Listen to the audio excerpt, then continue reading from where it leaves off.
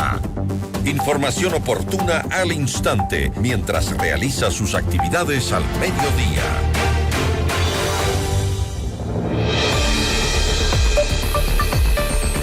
Este viernes la Asamblea Nacional inicia el primer debate del proyecto de ley de solidaridad nacional remitido con carácter económico urgente por el presidente Daniel Noboa. La propuesta ha sido presentada con un instrumento clave para debilitar las estructuras de las economías criminales, pero también ha despertado fuertes cuestionamientos por incluir una remisión tributaria que podría beneficiar a grandes grupos empresariales.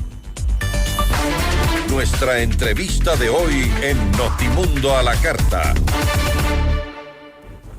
Nos acompaña a esta hora Valentina Centeno, presidenta de la Comisión de Desarrollo Económico. Valentina, ¿cómo está? Muy buenas tardes.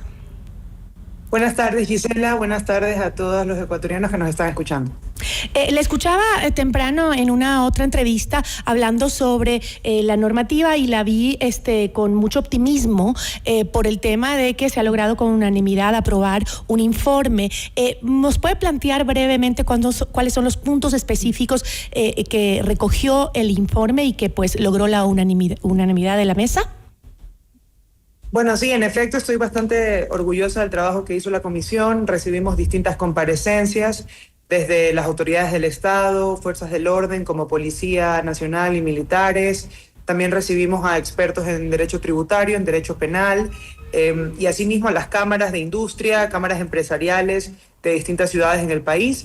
Se hizo un debate exhaustivo y logramos tener 8 de 10 votos en la mesa legislativa.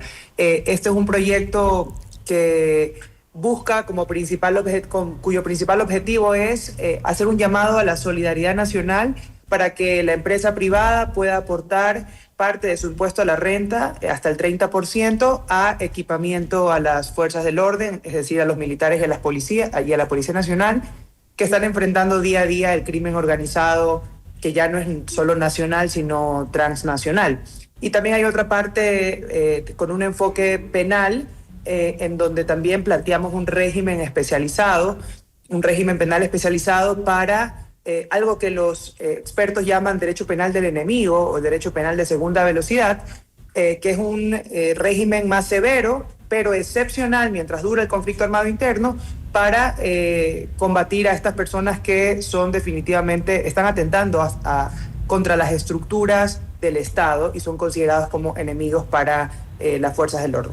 Usted había mencionado que el proyecto de ley incluye sanciones también muy drásticas por pertenecer, por ejemplo, a grupos de delincuencia organizada, no solo por cometer los actos. ¿Cómo se va a garantizar que esta medida no vulnere pues los derechos fundamentales y se aplique con el debido proceso? Bueno, eso es justamente parte de este régimen especial, como digo, excepcional.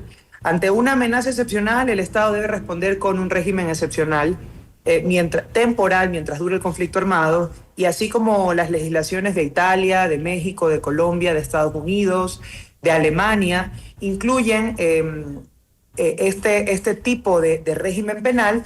Esto tiene como principio, por ejemplo, sancionar los actos preparatorios o castigar los actos preparatorios. ¿Qué son actos preparatorios? Uno es, por ejemplo, pertenecer a un grupo de delincuencia organizada.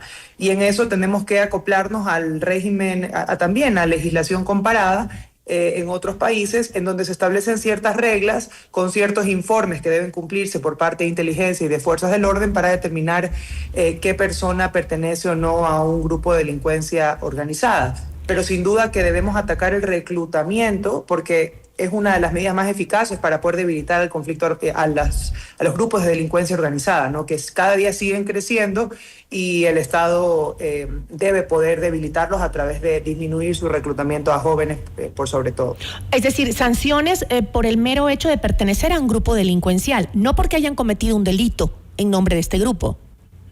Así es, se sanciona no solamente la participación o colaboración, sino que también se incluye el delito de pertenencia a un grupo de delincuencia organizada. ¿Y qué mecanismos de control y supervisión se van a establecer para evitar justamente posibles abusos en la aplicación de esta nueva disposición penal? Bueno, primero existe un control posterior por parte de justicia especializada, es decir, jueces que se van a dedicar a resolver los casos de crimen organizado, de economías criminales y flujos ilícitos. En este caso hicimos una modificación, el proyecto inicial planteaba crear jueces desde cero, nosotros hemos planteado que se den estas atribuciones a los jueces de anticorrupción con capacitaciones, con un acompañamiento igual de capacidades y habilidades para que puedan resolver de la forma más rápida y eficiente estos procesos, y también hemos ampliado un poco el plazo en el que ellos pueden actuar, los jueces me refiero, de 15 días que planteaba el proyecto inicial a 90 días, dándoles un poco más de tiempo como parte de las recomendaciones que se hicieron en la mesa. Dijo usted que fue unánime pues en la mesa la necesidad de tener un régimen mucho más severo para combatir las economías criminales. ¿Podemos conocer qué cambios específicos se proponen en el Código Orgánico Integral Penal y cómo se diferencian de las leyes que tenemos actualmente? Bueno, fue casi unánime, tuvimos 8 de 10 votos, pero sí es unánime, creo que todos en la mesa coincidimos en que es necesario tener un régimen especial, más severo, excepcional, para combatir la delincuencia organizada. No estamos hablando de delitos comunes, de robos o delitos contra la propiedad, estamos hablando de secuestros, de sicariatos, de extorsiones. Entonces, esa mirada hacia el crimen organizado es una mirada distinta y debe tener reglas distintas y excepcionales. Como digo, estamos avalados por distintas otras legislaciones que asimismo han combatido contra grupos terroristas o grupos de guerrillas armadas en otros países en el mundo, y el Ecuador pues creo que también ya es momento de que tenga estas reglas que le garanticen y fortalezcan a las fuerzas del orden por un lado y le garanticen las libertades a la población civil, que es realmente a quienes el Estado debe poder cuidar. Y continúe, asambleísta. Sí, me preguntó sobre algunos de los cambios. Ajá. Bueno, en cuanto a la justicia especializada, como le decía, lo cambiamos a los jueces de anticorrupción, modulamos los tiempos, también eliminamos algunas disposiciones sobre el bloque de seguridad, porque el planteamiento inicial establecía un bloque de seguridad con el presidente de la República encabezándolo, que tenía pues un sinnúmero de atribuciones que consideramos que son un poco redundantes, porque el presidente, en su calidad de comandante en jefe, ya tiene muchas de esas competencias para regular pues las políticas de seguridad en el país. Y también modulamos otras figuras como la del allanamiento y la del allanamiento sin orden judicial y la de los indultos, que también fue parte de las regulaciones que se hicieron, ciertos detalles en la mesa. ¿Y se ha evaluado el impacto que estas reformas podrían tener en el sistema penitenciario ecuatoriano, considerando la sobrepoblación y las condiciones actuales de las cárceles?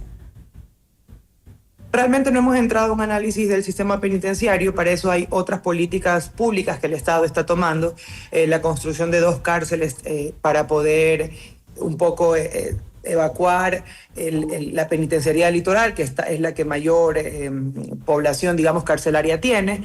Pero sin duda que, como dice el presidente, estas son normas que van a fortalecer a nuestras Fuerzas Armadas, a nuestra Policía Nacional, con un sentido de solidaridad, porque vamos a poder recibir financiamiento desde la empresa privada, pero que deben ir acompañadas con, por lo tanto, por un lado, medidas preventivas, sociales, deportivas, culturales, y por inversión pública también por parte del gobierno pues en el sistema penitenciario. Ahora también se han registrado cuestionamientos por incluir una remisión tributaria que podría beneficiar a grandes grupos económicos. ¿Cuál es esta y por qué hay polémica al respecto? Bueno, en el primer informe no tenemos ninguna remisión tributaria. En los tributarios solo tenemos el artículo que trata sobre las donaciones hasta el 30% a manera de un crédito tributario, que es decir, lo que yo como empresa iba a pagar en impuestos, puedo anticiparlo hasta un 30% para destinarlo a seguridad. Y también hay ciertas medidas económicas que son también competencia del presidente, que le faculta poder dar incentivos fiscales en zonas afectadas por el conflicto.